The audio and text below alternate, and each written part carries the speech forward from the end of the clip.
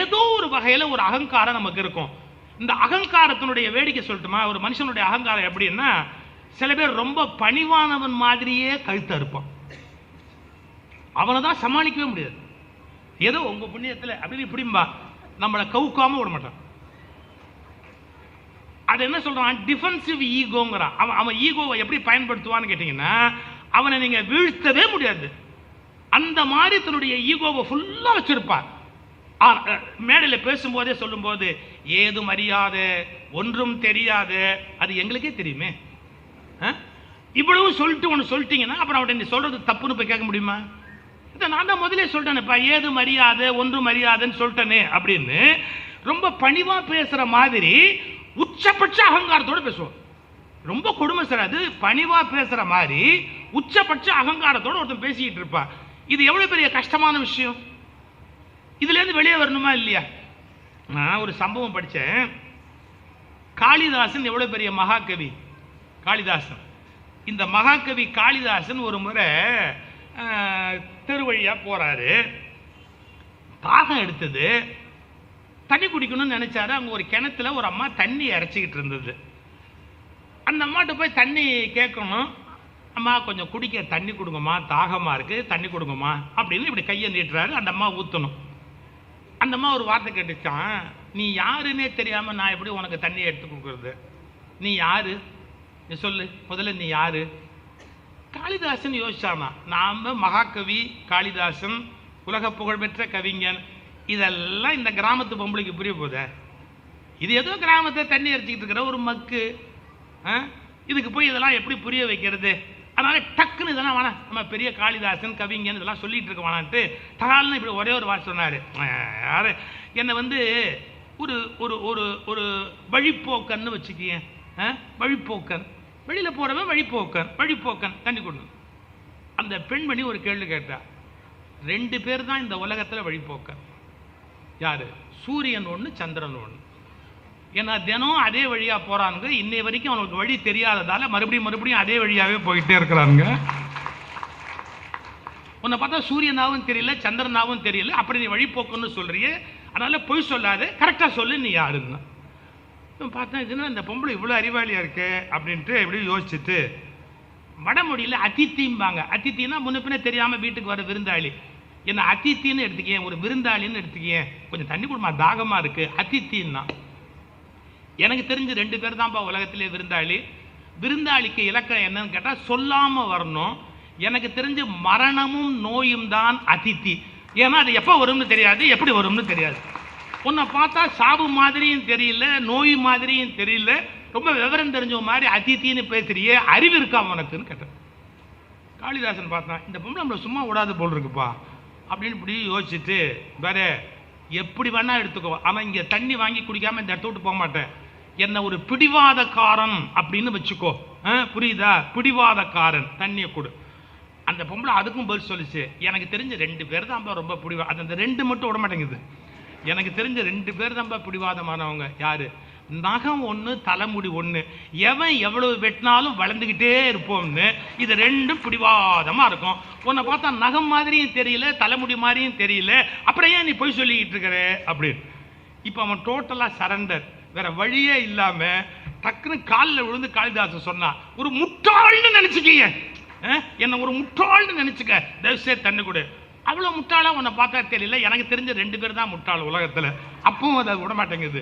என்ன, இந்த உலகத்திலேயே தப்பான விஷயங்களை எப்போதுமே கூச்சம் இல்லாம செய்கிற அரசன் முட்டாள், அது ஆமாம்னு ஆமோதிக்கிற அமைச்சன் அவனை விட பெரிய முட்டாள். உன்னை பார்த்தா அந்த 2 கேட்டகரியிலையுமே வரல, அப்ப நான் எப்படிலாம் உனக்கு இதெல்லாம் கொடுப்பேன் அப்படின்னு.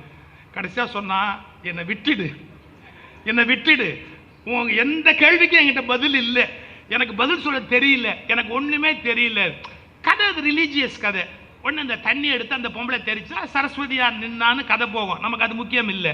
ஏன்னா அதை தள்ளி வச்சிருங்க. எவ்வளவு பெரிய கவிஞனா இருந்தாலும் அறிவாளியா இருந்தாலும் நம்முடைய அறிவு செல்லாமல் போவதற்கு என்று ஒரு இடம் இருக்கிறது. இதை புரிஞ்சுக்கணும். என்னை விட பெரிய அறிவாளி இல்லைன்னு இந்த உலகத்துல எல்லாம் பேசுவான், இதெல்லாம் சும்மா. எந்த காலகட்டத்திலையும் நம்முடைய அறிவு செல்லா காசா போகக்கூடிய இடம்னு ஒன்று உண்டு. நம்முடைய அறிவு செல்லா காசா போக வேண்டிய நேரம்னு ஒண்ணு உண்டு. நேரம் இடம் கூட இல்லைங்க. சில நேரத்தில் நம்முடைய அறிவு எதுக்குமே பயன்படாத செல்லா காசா போறதுக்கான வாய்ப்பு இருக்கு. இதை நீங்க எங்க கனெக்ட் பண்ணணும்? இறந்தவர்கள் அப்படின்னு வரும்போது அகங்காரம் இல்லாதவர்கள், அது ஞானம் அடைவதற்கான வழி. இன்னொரு இடத்துல இறந்தவர்கள் அப்படின்ற வார்த்தை வரும்போது வித்தவுட் அவேர்னஸ், விழிப்புணர்வு அடையாதவர்கள் அப்படின்னு அர்த்தம் பண்ணணும். இதுக்கு எல்லா நூல்களையும் நம்ம படிக்கணுமா இல்லையா? இந்த நாட்டில் இப்போ ஒரு பெரிய சாபக்கேடு என்னன்னா, ஒரு மத நூல் படிச்சவன் இன்னொரு மத நூல் படிக்க கூடாது, ஒரு மத நூல் படிச்சவன் அது மட்டுமே சிறந்ததுன்னு பேசணுமே ஒழிய வேற எதை பத்தியுமே பேசக்கூடாது. இது சரியா? நீ எல்லாவற்றையும் படித்தால் தான் சரியான தெளிவை உலகத்தில் அடைய முடியும். எல்லா விஷயங்களையும் புரிந்து கொள்ள வேண்டும் என்றால் விருப்பு வெறுப்பில்லாமல் எல்லாவற்றையும் படிப்பதற்கான பழக்கத்தை நாம் ஏற்படுத்தி கொள்ள வேண்டும். உலகத்தில் இன்னைக்கு டெமோக்ரஸிங்கிறது இவ்வளவு பெருசா வந்தது, அது எங்கு பெய்த மழை? அது ஒரு வார்த்தையில அது என்னங்கிற விளக்கத்தை ஆப்ரஹாம் லிங்கன் ஒரு ஒரு 2 நிமிஷத்துக்குள்ள இந்த உலகத்துக்கு சொல்லி முடிச்சுட்டு அதுக்கு எழுதுறாங்க. கேமரா போட்டோ எடுப்பதற்கான புகைப்பட நிபுணர் தன் கேமராவை சரி செய்வதற்குள் அவர் தன் பேச்சை முடித்து விட்டார். புகைப்பட கலைஞர் தம்முடைய கேமராவை சரி செய்வதற்குள்ளாக ஆப்ரஹாம் லிங்கன் தன் பேச்சை முடித்து விட்டார். எது? டெமோக்ரஸிங்கிறதுக்கு அவர் கொடுத்த definition, for the people and of the பீப்புள்னு ஒரு டெஃபினிஷன் கொடுத்தார்ல டெமோக்ரஸிங்கிறது.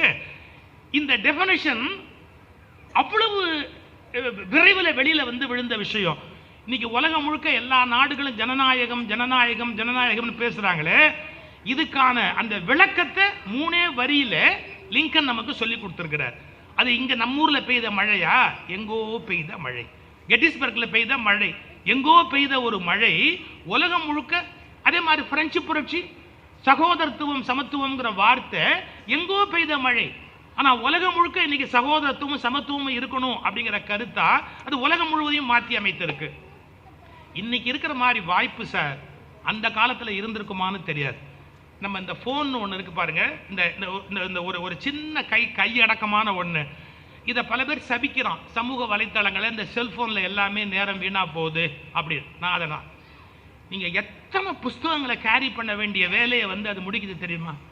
இப்போ நான் கம்பராமாயணத்தில் முன்ன படித்த போது படித்த பாட்டு திடீர்னு இப்போ நினைவுக்கு வராது. வயசா நான் முதலே சொன்னேன், பல விஷயம் டக்குன்னு ஞாபகத்துக்கு வராது. சமயத்தில் ஒய்ஃப் பேரே ஞாபகத்துக்கு வராமல் நாம பட்ட அவமானம் என்னங்கிறது நமக்குள்ள தெரியும். இத்தனைக்கும் ஏகப்பட்ட ஒய்ஃபும் இல்லை, ஒன்னே ஒன்று தான் இருந்தாலும் அது நாம ஒரு மாதிரி கூப்பிட்டு பழகி இருப்போம் வீட்டில். அது உங்க ஒய்ஃப் பேர் என்ன அப்படின்னு கேட்டா நம்ம கூப்பிட்ட அந்த கொனஸ்ட்ரியான பேர் தான் ஞாபகத்துக்கு வருமே ஒழிய ஒரிஜினலா அவங்க டாக்குமெண்ட்ல இருக்கிற பேர் நமக்கு ஞாபகத்துக்கு வராது. இது ஒரு பெரிய சங்கடம். அப்படி எத்தனையோ விஷயங்கள் நமக்கு மறந்து போகுது. இது பாருங்க, இந்த ஒன்னே ஒண்ணு கம்பராமாயணத்துல எந்த பாட்டு நான் பேசணும் அப்படின்னு நினைச்சாலும் பாட்டோட வரியை போட்டு அப்படி எடுத்து அப்படி டக்குன்னு அப்படியே பார்க்க முடியுது. விநாயகர் ராகவல் சொன்னாரு, இவர் சரியா தான் சொல்றாரான்னு நான் 5 நிமிஷத்துல 5 செகண்ட்ல செக் பண்ணிடலாம். டப்புன்னு அப்படி விநாயகர் ராகவல்னு போட்டு அப்படி எடுத்து பார்த்தா நடுவில் 2 வார்த்தை விடாம சொல்லிட்டாரு, விட்டுட்டு சொல்லிட்டாரு, எல்லாத்தையும் கரெக்டா அப்படியே பார்த்துடலாம். இப்ப எவ்வளவு பெரிய கருவி இது! இதை எப்படி பயன்படுத்தணுமோ அப்படி பயன்படுத்தணுமா இல்லையா? இதை பத்தி ஒரு புள்ளி விவரம் படிச்சேன் சார். உலகத்துல இதுவரைக்கும் நம்ம பயன்படுத்தி கொண்டிருந்த 87 கருவிகளை இது இல்லாம ஆக்கிடுச்சோம். 87 கருவி. இப்ப வாட்சே வேண்டியதில்லை, கேமராவே வேண்டியதில்லை, உங்களுக்கு எத்தனை கருவி வேண்டியதில்லை. அப்படின்னா இந்த ஒண்ணு வந்ததுக்கு அப்புறம் இத்தனை கருவிகள் தேவையில்லாம போயிடுச்சு. ஆனா திட்டம் என்ன சொல்றான்? அந்த போன்னால டைம் வேஸ்டா போகுது, இந்த போன்னால மனுஷன்லாம் சோம்பேறியா போயிட்டான், இந்த போன்னால அப்படி அதையா திட்டுறது? கருவியினால் நாம வீணா போல, அதை எப்படி பயன்படுத்த வேண்டும் என்ற தெளிவின்மையால் நம்ம வாழ்க்கை வீணா போகுதே ஒழிய எந்த கருவியினாலும் நம்முடைய வாழ்க்கை வீணா போகாது. அதை கரெக்டானபடி பயன்படுத்தினா இதை விட நமக்கு உதவக்கூடிய கருவின்னு ஒன்று இருக்க முடியுமா என்ன? எவ்வளவு பெரிய விஷயங்கள் நமக்கு அது சொல்லுது. அப்புறம் இந்த எங்கோ பெய்த மழையை இங்க இன்னொரு கோணத்தை கூட பார்க்கலாம். எப்படி தெரியுங்களா? யாருக்காகவும் அது சொல்லப்பட்டிருக்கும் சார், ஆனா யாரோ அதனால பெனிஃபிட் ஆயிருப்பாங்க சார். அந்த மழை பெஞ்சது வேற இடத்துல, ஆனா பெனிஃபிட் முழுக்க இன்னொரு இடத்துல எங்கேயோ. அதே மாதிரி அது யாருக்கோ சொல்லப்பட்டிருக்கும். ஒரு சின்ன உதாரணம் சொல்றேன் பாருங்க. பொண்ணை கொண்டு போய் மியூசிக் கிளாஸ்ல படிக்க வைக்கணும்னு ஆசைப்பட்டு ஒரு அம்மா சேர்த்தாங்க. தான் பொண்ணு மியூசிஷியனா வரணும், சங்கீதத்தில் பெரிய நிபுணனா வரணும் அப்படின்னு கஷ்டப்பட்டு கொண்டு போய் சேர்த்தாங்க அந்த அம்மா. ஆனா நடந்தது என்ன தெரியுமா? இந்த அம்மா நல்ல பாடகி ஆயிட்டாங்க. அந்த டீச்சருடைய கண்டிஷன் எப்படின்னு கேட்டா, ஸ்டூடெண்ட் யாரோ அவங்க தான் உள்ள வரலாம், மற்றவங்க யாரும் உள்ள வரக்கூடாது. அந்த அம்மா இந்த பொண்ணை உள்ள விட்டுட்டு என்ன பண்ணுவாங்க, ஜன்னல் ஓரமா பேசாம உட்கார்ந்தே இருப்பாங்க. என்ன பண்றது அப்படின்னு. இந்த பிள்ளைக்கு அந்த பாட்டு ஏறல, ஆனா ஜன்னல் ஓரமாவே உட்கார்ந்து கேட்டுக்கிட்டு இருந்தாங்க பாருங்க. அந்த அம்மாவுக்கு பாட்டு ஏறி அவங்க பிரமாதமான பாடகியா மாறிட்டாங்க. இது கூட எங்கோ பெய்த மழை தான், யாருக்கோ பெய்த மழை யாருக்கோ போய் சேர்ந்தது அப்படின்னு. இதை கூட மகாபாரதத்தில் எழுதி வச்சாங்க சார். ஒரு இன்ட்ரெஸ்டிங்கான இன்சிடென்ட்டா, இந்த பகவத்கீதைன்னு ஒன்று இருக்குல்ல, அதை கிருஷ்ணன் வந்து அர்ஜுனனுக்கு சொல்லி முடிச்சுட்டு கடைசியா ஒரு கேள்வி கேட்டாங்க. எல்லா வாத்தியாரும் பையனை கேட்பாங்க, புரிஞ்சுதா அப்படிம்பாங்க. சந்தேகம் ஏதாவது இருந்தா கேளு அப்படி. புரிஞ்சாதானே சந்தேகமே கேட்கறதுக்கு. சந்தேகம் ஒண்ணுமே இல்லை அப்படிம்பா, ஏன்னா எதுவுமே புரியல. அப்புறம் எப்படி இங்கேன்னு சொல்ல போறான். அது மாதிரி கிருஷ்ணர் கேட்டார், அர்ஜுனனை பார்த்து சொல்லிட்டு, எப்பா சந்தேகம் ஏதாவது இருந்தா கேளு அப்படின்னு. அவன் சொன்னா, நீ பாட்டு கிடுக்கிடுன்னு 700 ஸ்லோகம் சொல்லிட்ட, எல்லாத்தையும் நான் கேட்டுட்டேன், ஆனா எதை எதை எங்கெங்க அப்ளை பண்ணணும்னு எனக்கு ஞாபகம் வரல, எப்படி யூஸ் பண்ணணும்னு எனக்கு தெரியல, நான் இதை ஞாபகம் வச்சுக்காம எல்லாம் ஓடி போச்சு வேகமா. அப்போ கொடியில இருந்த அனுமன் சொன்னாராம், உனக்கு எப்ப டவுட் வந்தாலும் என்ன கேளு, உனக்கு எப்ப டவுட் வந்தாலும் என்ன கேளு. ஏன், உனக்கு சொல்லும் போது நானும் ஒட்டு கேட்டுக்கிட்டு தான் இருந்தேன், அதனால எனக்கு எல்லாமே மனப்பாடமாய் போச்சு அப்படின்னு சொன்னான். இந்த கதையெல்லாம் உண்மையா பொய்யான ஆராய்ச்சி பண்ணாதீங்க. ஆனா அதுல ஒண்ணு உண்மை என்ன, யாருக்கோ சொல்லப்பட்ட உண்மைகள் யாருக்கோ பயன்படும் என்பது மட்டும் என்றும் நிலைத்திருக்கக்கூடிய உண்மை. நம்ம யாருக்காக சொன்னோமோ அவனுக்கு அது பயன்படாம கூட போயிருக்கலாம், ஆனா யாரோ அதை கேட்டுக்கிட்டே இருப்பான், அவன் அதை வாழ்க்கையில வேறு ஒரு வகையில உள்வாங்கி எல்லா வகையிலுமே அந்த கருத்துக்களை தன்னுடைய வாழ்வில் நடைமுறைப்படுத்தி அது மூலமா மிக உயர்ந்த ஒரு இடத்தை அடைவதாக அவனுடைய தன்மை அமையும். நான் இது எதுக்காக சொல்ல வரேன், எல்லா மதங்களுடைய நூல்களையும் நம்ம படிக்கணும். அறிவுபூர்வமா தேடுகிற போது விஞ்ஞான நூல்களையும் படிக்கணும், தத்துவ நூல்களையும் படிக்கணும். பரிணாம வளர்ச்சி அப்படின்னா நமக்கு புரியுதோ இல்லையா, தமிழ்ல இப்ப நல்ல புத்தகங்கள் வந்திருக்கு. முன்ன ஒரு காலத்துல எல்லாம் தமிழ்லயே படிக்க முடியும்னு சொல்ல முடியாது. பரிணாம வளர்ச்சினா அதை பத்தி அறிவியல், பண்டை தமிழ் இலக்கியங்களில் அறிவியல், அது படிக்கிறதுக்கு இப்போ வழி இருக்கு. நம்ம அதுக்கான புத்தகங்கள் கொஞ்சம் தேடணும், ஒரு பொறுமை வேணும். புத்தக கண்காட்சியும் வந்துட்டு மிளகா பஜ்ஜி மட்டுமே சாப்பிட்டுட்டு போறதுன்னு ஒரு முடிவோட வந்தா அப்புறம் நாம ஒன்றும் பண்ண முடியாது. புத்தக காட்சிக்கு வந்தவங்க மிளகா பஜ்ஜி சாப்பிட்றது சாப்பிடலாம், சாப்பிடாம போகக்கூடாது, கண்டிப்பா சாப்பிடணும், அது வேற விஷயம். ஆனா தேடணும், என்னென்ன புத்தகம் எந்தெந்த வகையில பயன்படும். சார், நாம எளிமையில விளங்கி கொள்ள முடியாத எத்தனையோ செய்திகளை உலக அறிஞர்கள் பல வகையில சொல்லியிருக்காங்க பாருங்களேன். வெறுமனே ஒரு கதையா நம்ம பயன்படுத்துறது ஒண்ணு, பட் அது எவ்வளவு பெரிய ஹையஸ்ட் டீச்சிங் சொல்லுதுங்கிறத ஒரு சின்ன அனாலிசிஸ். சூஃபிசத்தை பத்தி ஒரு அருமையான புத்தகம் வந்திருக்குன்னு சொன்னா நாகூர் ரூமி எழுதியிருக்காரு. சூஃபி வழி அப்படின்னு ஒரு புத்தகம், எக்ஸலண்ட் புக். மேனேஜ்மெண்ட் சயின்ஸ் பத்தி இறையன்பு ஒரு புத்தகம் எழுதியிருக்காரு, இலக்கியத்தில் மேலாண்மை அப்படின்னு. எனக்கு தெரிஞ்சு உலகத்தில் இருக்கிற பல விஷயங்களை நீங்க ஒரே புத்தகத்தில் படிச்சு கத்துக்கலாம் அப்படின்னா இலக்கியத்தில் மேலாண்மை அப்படிங்கிற இறையன்பு சாருடைய புத்தகத்தை படிச்சா போறோம். எனக்கு தெரிஞ்ச பக்கத்துக்கு பக்கம் அந்த அளவு விஷயம் வேற எந்த புத்தகத்திலும் கிடையாது. நான் ஒரு முறை ஒரு விழா, அவரை ப்ளீஸ் பண்ணி எனக்கு ஒன்றும் ஆக போறது இல்லை, நான் ஒரு விழாவில் சொன்னேன், சரவண பவன் ஹோட்டல் வச்சிருந்தார் பாருங்க ராஜகோபால், ஒரு ஸ்டேட்மெண்ட் விட்டார் ஒரு முறை MBA கிளாஸ் எடுக்கும்போது, என்னோட எந்த பிரான்ச்சில் வேணாலும் போய் கேசரி வாங்கிட்டு வா. சரவண பவன் ராஜகோபால் சொன்னார், என்னுடைய எந்த பிரான்ச்சில் வேணாலும் போய் கேசரி வாங்கிட்டு வா, 100 கிராம் கேசரியில 3 முந்திரி பருப்பு இல்லைன்னா நான் இந்த தொழிலை விட்டுடுறேன்னு. என்னோட எந்த பிரான்ச்சில் வேணாலும் நீ போய் 100 கிராம் கேசரி வாங்கிட்டு வா, அதுல 3 முந்திரி பருப்பு இல்லைன்னா நான் இந்த தொழிலை விட்டுடுறேன் அப்படின்னார். எவ்வளவு நம்பிக்கை பாருங்க. நீங்க 100 கிராம் கேசரி வாங்கினா கண்டிப்பா அதுல 3 முந்திரி பருப்பு இருக்கும் அப்படிங்கிறது அவர் தொழில் ரகசியம். அது மாதிரி நான் சேலஞ்ச் பண்றேன், இறையன்பு சாருடைய எந்த பக்கத்தை வேணாலும் எடுத்து படிச்சு பாருங்க, 3 நல்ல விஷயமாவது இல்லைன்னா நான் பேசுறதை விட்டுடுறேன். எப்படி கலெக்ட் பண்றாரு, எப்படி கொடுக்கிறாரு தெரியாது, எல்லா விஷயத்தையும் சொல்றாரு. தாவோ டீச்சிங் பத்தி ஒரு இடத்துல சொல்றாரு, ஒரு எல்லாரும் தெரிஞ்சுக்க வேண்டிய எவ்வளவு பெரிய விஷயம் பாருங்க. பெரிய நாட்டை ஆள்வது என்பது சிறிய மீனை சமைப்பது போன்றது. எக்ஸலண்ட் உதாரணம். என்ன அர்த்தம்? பெரிய நாட்டை ஆள்வது என்பது சிறிய மீனை சமைப்பது போன்றது. அதிகம் கிளறக்கூடாது, அதிகம் கிளறக்கூடாது. அதிகம் கிளறினால் உதிர்ந்து போய்விடும். இது டாவோ டீச்சிங். எவ்வளவு பெரிய விஷயம் பாருங்க. அதே மாதிரி சார் அவர் ரொம்ப நேர்மையா, ரொம்ப மிக மிக நேர்மையாகவே ஒரு இயக்கத்தை நடத்திவிட முடியாது. மிக மிக மிக நேர்மையாகவே ஒரு இயக்கத்தை நடத்திவிட முடியாது. அதுக்கு சொல்ற உதாரணம் என்ன தெரியுங்களா? என்ன?